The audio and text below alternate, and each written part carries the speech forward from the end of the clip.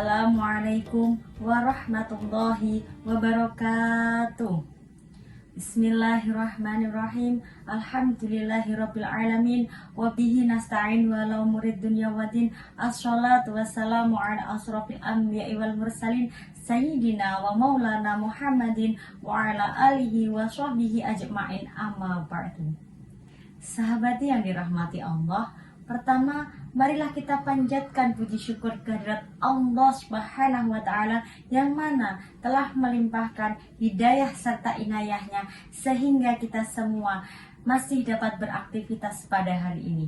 Yang kedua, salawat dan salam yang senantiasa tercurahkan kepada Nabi kita, Nabi Agung, Nabi besar, suri tauladan kita, Nabi Muhammad Rasulullah Shallallahu Alaihi Wasallam yang telah kita nantikan syafaatnya fid dini wa dunya ilal akhirah. Amin ya rabbal alamin.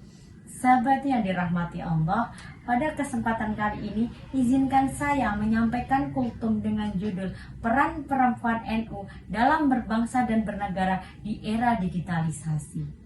Sahabat yang saya cintai, era milenial telah memberikan kesempatan yang besar bagi masyarakat Indonesia untuk meningkatkan berbagai disiplin ilmu, terutama bagi kaum perempuan untuk meningkatkan berbagai peran sosialnya. Peran perempuan NU di era digitalisasi adalah memanfaatkan dunia digital untuk memperluas dakwah dan kepentingan sosial dalam masyarakat berbangsa dan bernegara, serta meningkatkan kualitas hidup dan keimanannya.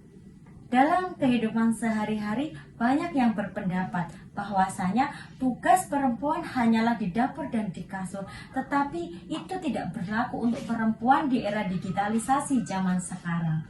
Sahabat yang dirahmati Allah, Syekh Mutawali dalam kitabnya menjelaskan yang artinya sesungguhnya ketika Islam masuk ke bumi, Islam mengangkat derajat wanita serta menyamaratakan hak-hak dan kewajibannya. Syekh Mutawali Asy'arafi Fiqhul Mar'ah Al-Muslimah 2019 halaman 9. Sahabat yang dirahmati Allah, tadi sudah saya sebutkan bahwa peran perempuan tidak hanya di dapur dan di kasur, melainkan perempuan memiliki beberapa peran penting di era digitalisasi saat ini. Adapun peran perempuan di era digitalisasi, yang pertama ada peran normatif, yang kedua peran substantif, dan yang ketiga ada peran prestatif. Sahabatku yang saya cintai, untuk yang pertama ada peran normatif. Peran normatif sendiri adalah peran yang sering kita jumpai di kalangan masyarakat. Peran normatif adalah peran perempuan sebagai seorang ibu, pendidik anak, dan pendamping suami.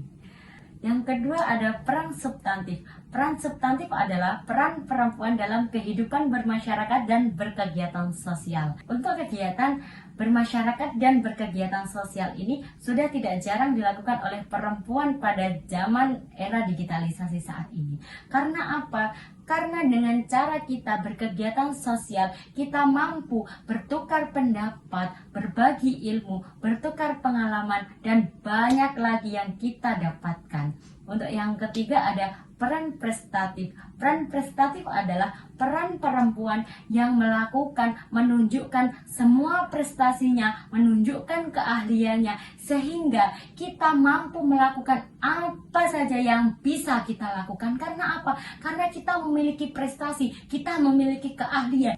Kita sebagai perempuan di era digitalisasi saat ini, kita harus mampu menunjukkan prestasi kita, keahlian kita sebagai perempuan.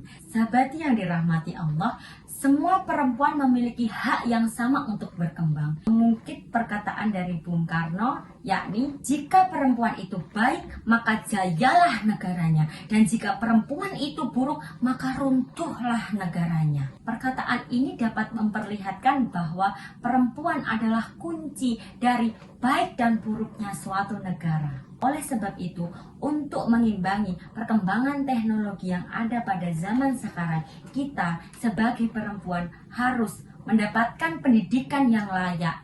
dan paham mengenai digital, namun tetap menjaga norma dan budayanya dalam kehidupan bernegara. Karena dunia digital ini sangat luas dan sangat berkembang pesat, sehingga kita sebagai perempuan jika tidak mampu mengetahui bagaimana batas-batas yang harus kita lakukan, maka kita akan terjerumus dalam dunia yang tidak kita inginkan.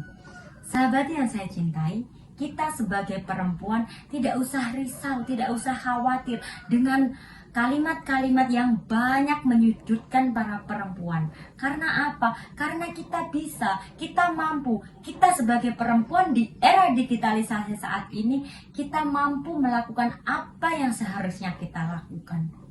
Nothing is impossible, everything is possible if you believe in Allah.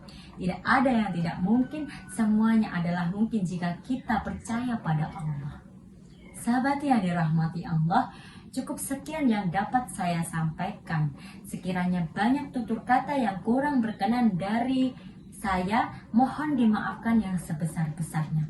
Semoga kultum yang saya sampaikan dapat bermanfaat untuk kita semua.